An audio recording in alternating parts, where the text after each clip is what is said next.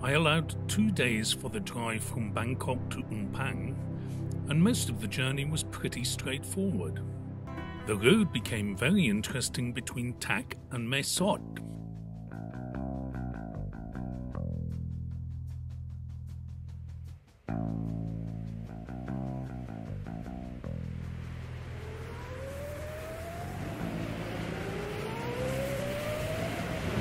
This wide road with long sweeping turns was fun to drive even in a hybrid family saloon. The surface was smooth and dry. The journey took me on to the infamous Death Highway, Highway 1090. But more about that later in my story. Well, I'm at the Thee Lor Su Riverside Resort, about to get in, I think, a pickup truck, head off to a rubber dinghy to go upriver to see the falls. It's a damp and misty morning, but it's beautifully cool. Heading for the boat on the back of a pickup truck. Song Tiao just explained to the owner of the hotel that there's no English word for Song Tiao. The best translation is pickup truck with passenger seating in the back. Pretty much a mouthful. Jesus, this is what I've got to get into somehow. Maybe put the big fellow in the middle. Stop. Well, I managed to get into the dinghy and there was almost no legroom. It was like sitting in the lotus position for 2.5 hours. But boy, was the journey worth it. The first stop was at the Rainbow Waterfall, which did not disappoint. The journey then took me down a very windy stretch of river with some occasional white water, and that was quite fun.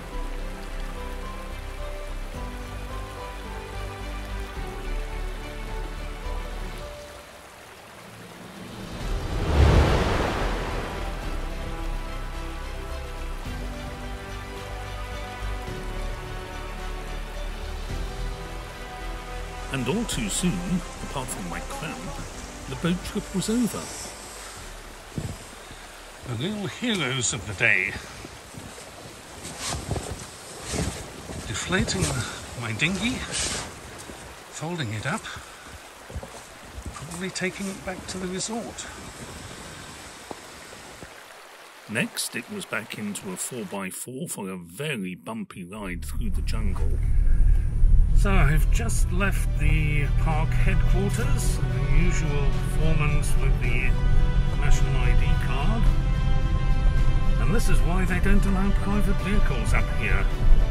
14 kilometers to the falls, and they say about 45 minutes in this four-wheel drive. Heart of darkness. Nearing the journey's end, it was time to get out and walk. Stop along the way. The guide I have seems to think we're on a military march, marching at quite a pace. And on he goes. Not a care in the world for the elderly. Hope I'm getting close. Well, I can hear a lot, and I think I'm at the end of the trek. Any moment now, I should be seeing the tallest waterfall in Thailand. This is the viewing platform, or the upper one. And that is it. Now, was that worth the journey? I tend to think so. Well, I don't know if I'm at Arthur Conan Doyle's Lost World or Joseph Conrad's Heart of Darkness.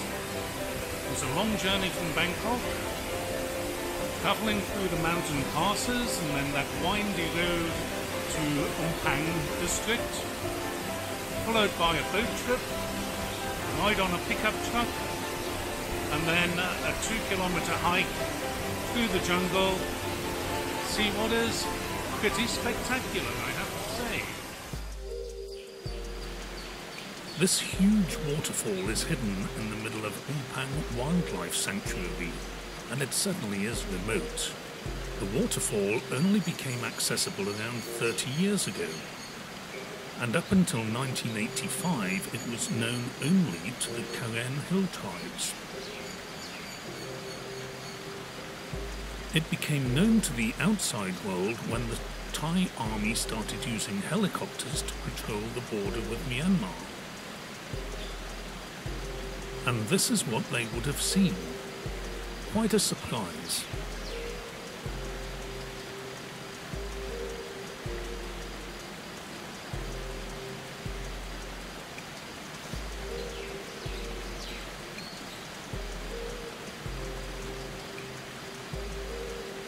After the falls, the adventure was by no means over. An early start, and I was able to see the sun rise over a sea of clouds with a cup of freshly brewed coffee.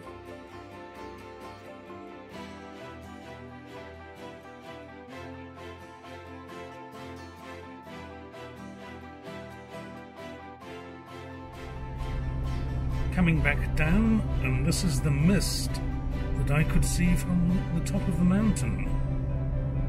It's about 7:20 and it's still quite misty here. I'm sure it will lift in the course of the day, so I've got to weave my way back through those mountains to Tak and then on to Kampeng Pet. Oh, and yes, that Death Highway.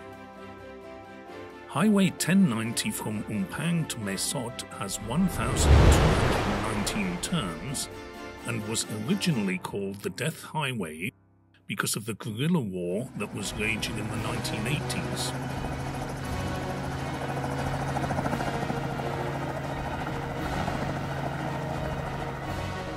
That has all ended, but it retains its name because of the number of fatalities each year.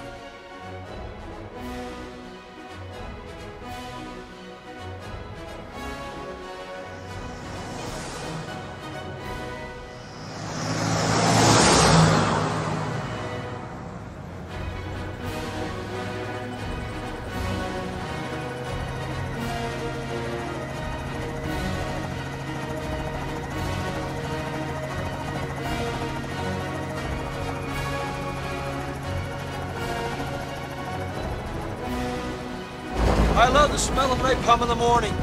Smell! You know that gasoline smell? The whole hill. It smells like victory.